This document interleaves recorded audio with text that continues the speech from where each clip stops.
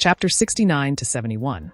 Vegeta, the ever-active prince, was doing his morning workout in the gravity chamber in the backyard of his house. It wasn't large by any means, but the view on the island was second to none. He got out with a towel wrapped around his neck as usual and went to take a shower. The hot water pelted on his face mercilessly. Each sting awoke Vegeta's brain, even more as he thought about how much he has changed. He didn't like it. Once the prideful prince has been stopped on again and again in terms of power, that his motivation to get stronger couldn't keep up.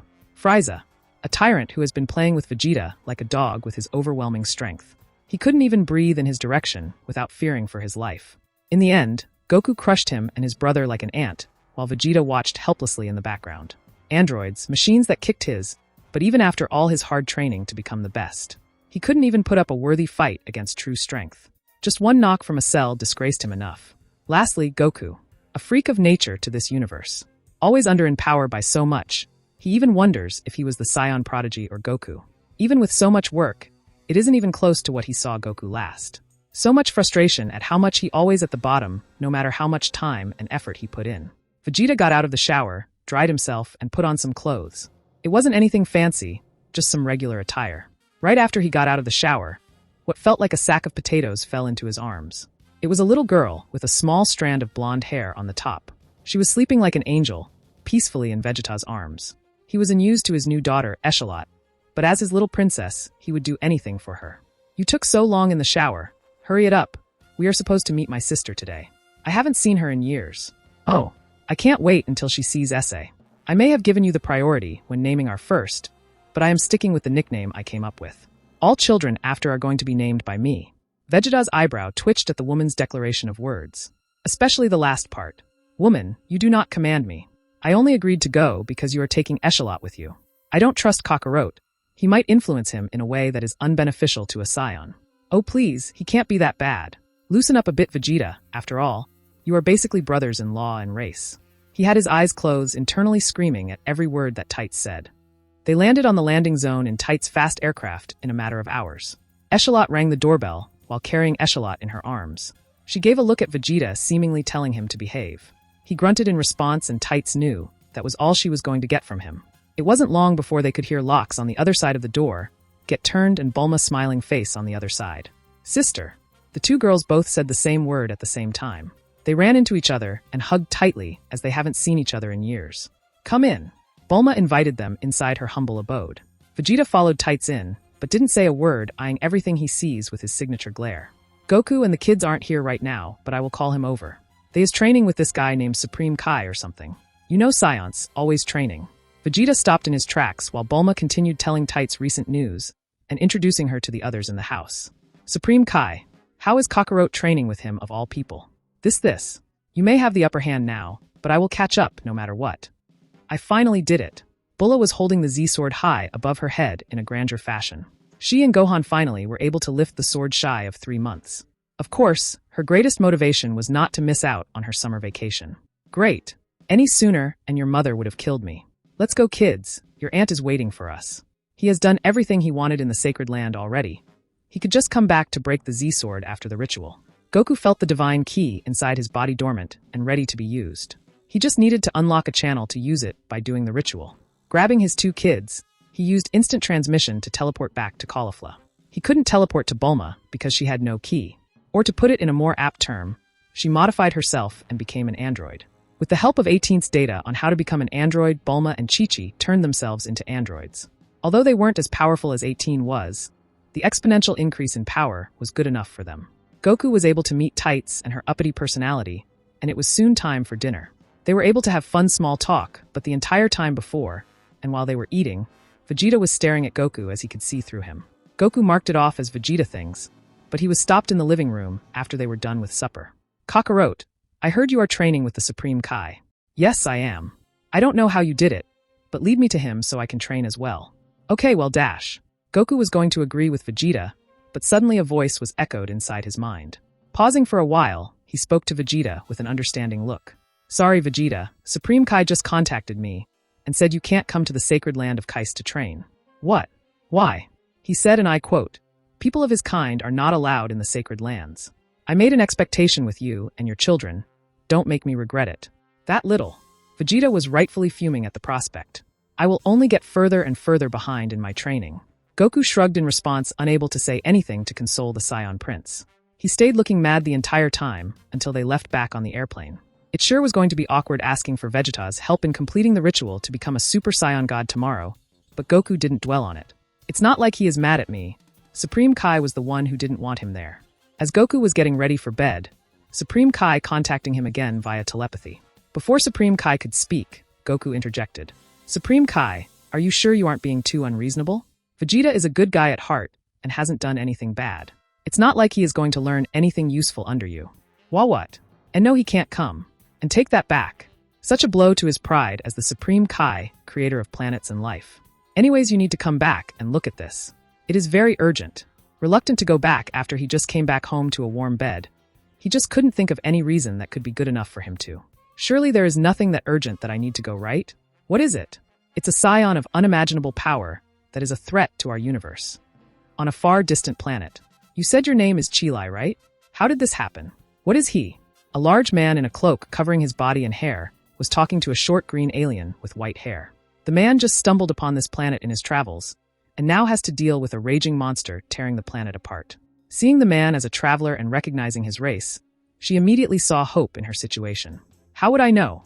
The natives on this planet are extremely hostile and rude, and before I knew it, they antagonize him, and he started raging all over the place. Now he won't stop no matter what I do or say. The short green alien looked incredibly stressed, aging by the minute all, while looking worriedly at the bulking giant. The spaceship that she used ripped to shreds, so she couldn't escape from this backwater planet. All she could do is hope that this strange traveler could help her in quelling down this beast. This is crazy. His power level is off the charts. I have never seen anything like it, even from my brother. This must be the legendary Super Saiyan. I never thought I will see the day. Can't you do something like give him a pacifier? Aren't supposed to be related or something. Now that is a little racist, Missy. But let me see what I can do. If all else fails, we just retreat in my spaceship. The traveler pulled back his hood and gave his large backpack to Chilai. Releasing his black hair like a waterfall, it reached all the way to his waist. That didn't surprise Chilai because she already knew his race. But what did surprise her was what came next. Those luscious black locks slowly became yellow from the top down. The tail around his waist also turned yellow like it was made out of pure gold. His power skyrocketed, attracting the attention of the beast to him. He was ready to fight, ready to push his limits. The gold aura followed him as he punched the monstrosity in the cheek. Now this feels good. Vegeta, cockblocked by accursed Kai, was by all accounts unhappy that he couldn't further this training and catch up to Goku. Kicking a random piece of litter on the beach floor, it went sailing towards the ocean and passed his line of vision within seconds. Who needs the training of a Supreme Kai? Who needs Kakarot? Vegeta's next goal was to figure out how to transform into the ape form that Goku possesses. He could technically control his great ape form, but that was through sheer training. He still had the rage of the ape inside him when he transformed. He was just missing something, and from what he learned with the Saiyan book, it was the apparent emotional control for the best great ape transformation. Emotional control? Who do you think I am? Some wavering harlot? I can control my emotions easily. Vegeta selectively decided to forget what happened with the piece of litter a few seconds ago. Next, he needed what the book called perfect control. With his personality, it was hard for him to grasp how exactly to achieve both requirements, and just a simple question to Goku would do wonders with his progression. But as usual, Vegeta shoved that thought out of his mind and went to his usual training grounds to hopefully find a breakthrough. The solitary rock formations gave him an unusually calm peace of mind. URG, what did this guy's father give him to eat? Throughout the entire morning, the once lively planet of Gargo, that housed various different alien species, and a hub of intergalactic trade, became akin to a barren moon. Cities vanished from the planet's surface and plants withered away in fright of the two Goliaths that duked out. Aliens were scurrying away as fast as they can into their spaceships at the spaceport, and the local residents can only grieve later as they board commercial spacecraft. Boom! Another explosion rocketed right next to the spaceport, making some aliens fly about. Luckily, the very next second, the fight went miles in another direction. Raditz was trying his best to keep Broly at bay, with his recently acquired Super Saiyan powers. He thought he was an amazing genius that was just one step behind his brother, but just a few weeks passed, and he was being stomped on the ground again. He got up and avoided another unhinged fist that he didn't doubt would have killed him if he didn't dodge. Chilai, I can't subdue let alone kill this guy. We have to escape to space, and hope he will calm down when we later check on him. Chilai wore an ugly expression when she heard such words. No, why you go and leave, I will stay with Broly. They have gone through so much together, there was no way she was going to leave him. They met just a few months ago, but she felt as if she knew him for all her life. It started when she was alone in her small spaceship, going around to distant planets to look for junk to sell. She always led the hardest of lives, so she did what she could to survive. Originally, she planned to join Frisia's Corps for an easier life, but that fell through when his entire lineage died due to that scion guy. Who cares what others see you as? Having a better life was all that mattered. That was when she received a signal of distress from an unmarked planet. Originally, she didn't want to check it out, as from what the distress signal was, it dated back decades before. There would be no resources to snatch, and the people would have been long dead since then. She didn't know why, but something within her conscience told her to go. Not for the money, not for rescuing the survivors, but for something else. Landing on the planet of Vampa, she met a tall, older gentleman and his son. The older guy, who introduced himself as Paragus, thanked her for coming to save them. Seeing the tale of both of them surprised her, as she knew scions were extinct except for a few. If the few gray hairs that were beginning to emerge didn't say how old this guy was, then his outdated armor and scouter definitely did. Thank you for your spaceship, unfortunately. The ship isn't big enough for all of us. After that, Paragus shot a key blast at the green girl, blasting her away. He shot to kill, but Chilai's improvised armor from the remains of Frieza's army proved too tough to outright be killed. Not really caring if she lived or not, he boarded the ship and was preparing to take off. He found out her small ship had an extensive and complex system. He didn't think that his piloting skills dwindled so much as he was stranded. The only explanation came from Chilai, who was able to come back to the spaceship. You can't take it without me. I customize my ship so only I can start it up and use it. Now back off, or I will not hesitate to shoot. She aimed a laser pistol at the head of Paragus, but Broly stood and put his enormous body to block her way. She blasted her little pistol, but she might as well tickle Broly to have the same effect. What else could she do? Grabbing the pistol and crushing it with his hand, Chilai gulped a large swab of saliva down her throat. Get on board and lead us to the closest inhabited planet. Don't even think of misguiding us, or I will figure how to work this spacecraft by myself. Complying with the two men, she smacked herself mentally on coming to the rescue of these obscene men. It didn't stop with her dropping them off, however. It was like they were on an adventure to every planet they came to. Every time they would arrive on a planet, something would happen to make them stay there for a little, then having to flee to a different place. During this time, Chilai and Broly got quite close. Seeing the naivety and innocence of Broly led her to teach him some things about language and life, most of the time away from Paragus' eyes. Of course, Paragus caught on, however, and planned to get rid of Chilai. He studied how she controlled her spaceship enough for him to do it himself. So he devised a plan when they arrived at Gargo to finally get rid of her. Everything went without a hitch. He was able to separate Broly and Chilai, and was about to kill her with his own hands. He was about to do it before Broly intercepted in time and stopped him. Furious that Broly would choose that girl over him, he used his controller to shock Broly. How could he betray him? For all the love he put, and this is what he gets in return. Children cannot appreciate the apparent electric love that parents provide. He turned on the intensity of the shocker, because Broly was slowly getting up. Used to the voltage, he almost broke free, but was stopped once again. Paragus was going to finish his mission and wake Broly from his blinding love, until something happened with the shocker. Smoke was coming out the back as the insides fried themselves. The shocker was never meant to be used to full intensity, and the first time Paragus did it, it fried itself. Once the shock receded, Paragus slowly backed away, not wanting to face the wrath of his son. But he was too far gone. Rage started to build up inside of him, and his eyes turned white. He started destroying everything in his path, including his father, which turned into a pile of blood. Then Chilai met Raditz and enlisted him for his help. But as it turned out, to the horror of the alien residents and Chilai herself, the legendary Super Saiyan could not match the ever-increasing power of the real legendary Super Saiyan. F me. This is what I get for trying to have some morals. Get boned in the butt by a giant Saiyan. Raditz decided to agree with Chilai, although it left a bad taste in his mouth. After all the aliens leave, he would get on his own spaceship and skedaddle out of here. He could barely stall, and any longer a random punch might turn him into a mist of blood. Yo Raditz. Nice hair, it suits you. Unable to handle the pressure anymore, when he heard a familiar voice behind him, he stuttered for a second. That second proved to be fatal, as a fist was lodged into his stomach, sending him flying right to the voice. Goku traveled to Gargo with the Supreme Kai in a bid for Goku to stop this terror. As expected from a Supreme Kai to know the history of his universe, he knew what the legendary Super Saiyan was, and what he was capable of. Usually, they died to natural causes, by Scions themselves in fear, or by Beerus. They mostly never grew up to have the potential to destroy the universe like this situation. The near-godly Scion was his only hope to stop it, since Beerus, as usual, was asleep like the cat he was. Seeing Raditz fly in his direction, Goku and Shin both stepped to the side at the same time, so they wouldn't get hit but the spikes. Ugh, Goku, is that you? Raditz' transformation was up and his hair reverted back to its jet black appearance. Who else would it be? Yeah, of course. Should have known when you didn't catch me. Goku helped up his brother, supporting him as he stood. Tell me, what's the situation? That is the situation. Raditz pointed towards the rampaging Broly, destroying everything in his path. And with that, he exhausted his energy and fell back down to sleep. Raditz's journey through space was a fruitful one, going to so many planets without killing intent, learning so many cultures instead of destroying them, even interacting with locals in a non-violent way. He could confidently say he thoroughly enjoyed himself, and with his travels honed his emotions and somewhat fixed his moral compass. Being the scion that he is, he would still always use the gravity belt he had and train his body. It wasn't long before he was able to reach the level of Super Saiyan, as his brother did in the fight with Frieza. Traveling through the stars, he didn't know when his travel would be over, and he would decide to come back to Earth. Gargo definitely had something that interested him. He heard from resources that a fruit named the Fruit of the Tree of Might, last of its kind, able to give untold power. He needed to seek it out in order for something that had happened on Earth not to happen again, if that thing was planted. When he reached the black market auction, he was utterly stumped.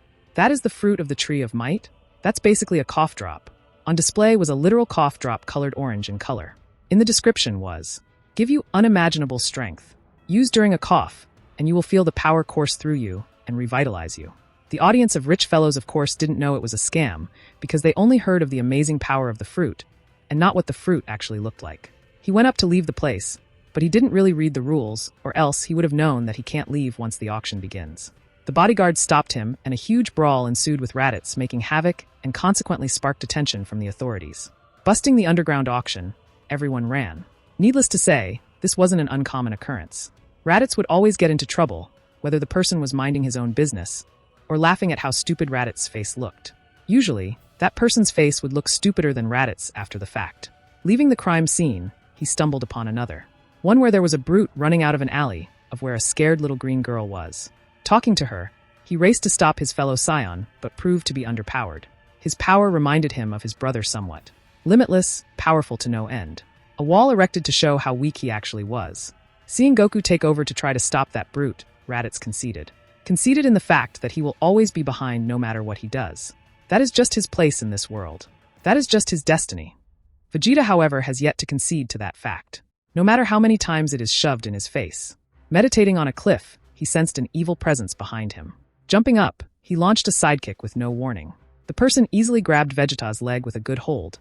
He couldn't pull it back. Thinking he underestimated his opponent since he was Earth, he transformed into Super Saiyan and tried again.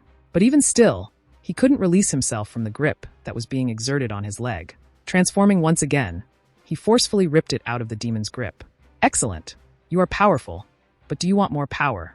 Revealing his pink face, a mean goatee, and a large M on his forehead written in what only could be presumed as cursive. His eyes leaked out a sense of controlled and refined evil, compressed and delivered to send tingles down your spine.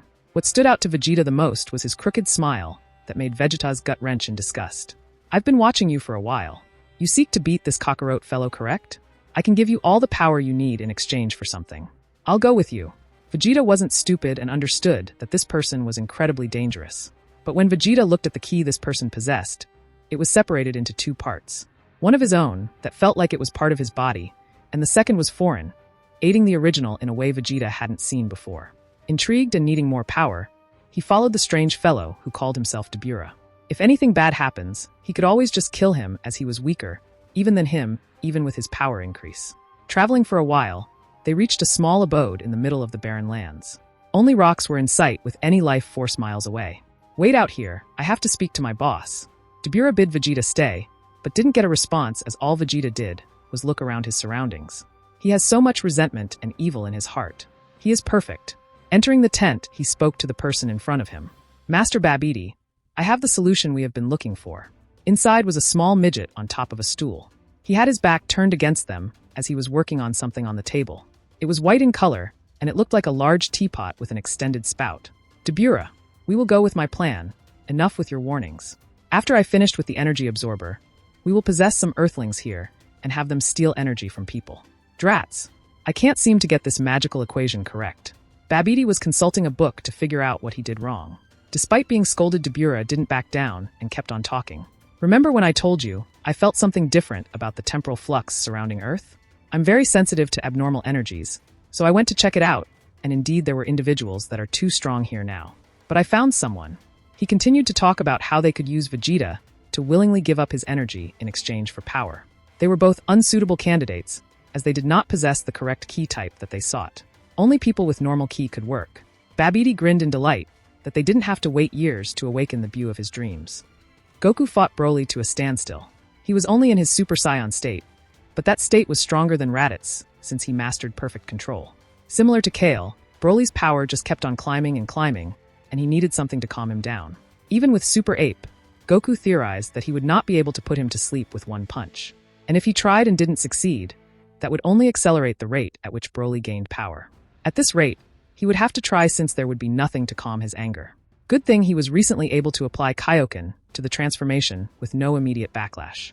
That was when he spotted white hair poking out from a rock, sneaking peeks into the hectic battle. He was immediately able to recognize that hair in this universe. Of course, she is here.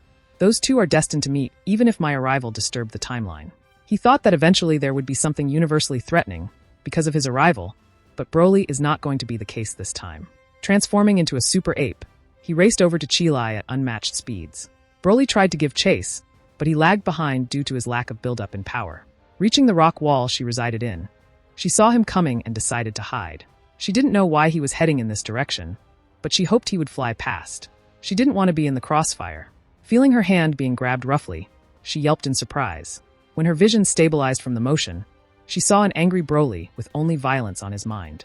She didn't doubt for a second he would barrel past her and kill in collateral in a bid to get the person behind her. Hey, you let go. I am not a great shield at all. I'm less than half of his size. Please, I don't want to die. Tears started going down her eyes as she struggled to escape Goku's hairy hands. She was right, she is around half of his size. How is that going to work in the future? I can only pray the next time I see you Chilai you aren't crippled or dead. Ah! Chilai could only scream as she couldn't think of anything else to do. Her brain was firing crazily, messing up her thoughts and consciousness. Her life flashed before her eyes and she closed them in fear. She relived her life in just a few short seconds, from seeing her parents die to the harsh struggles, and to finally meeting Broly and the good times they had. She kept on screaming until her voice started to wear out and become raspy. Surprised, she opened her eyes and once again yelped in shock. Broly with no pupils looked visibly calmer and stared at Chilai, who was being held up by Goku like she was Simba. Chilai, dash. His pupils slowly came back to where they receded from, and his innocence returned. He was looking at Chilai in confusion, unable to process exactly what he did. At that moment, though, a wave of extreme exhaustion hit him, and he collapsed on the floor unconscious.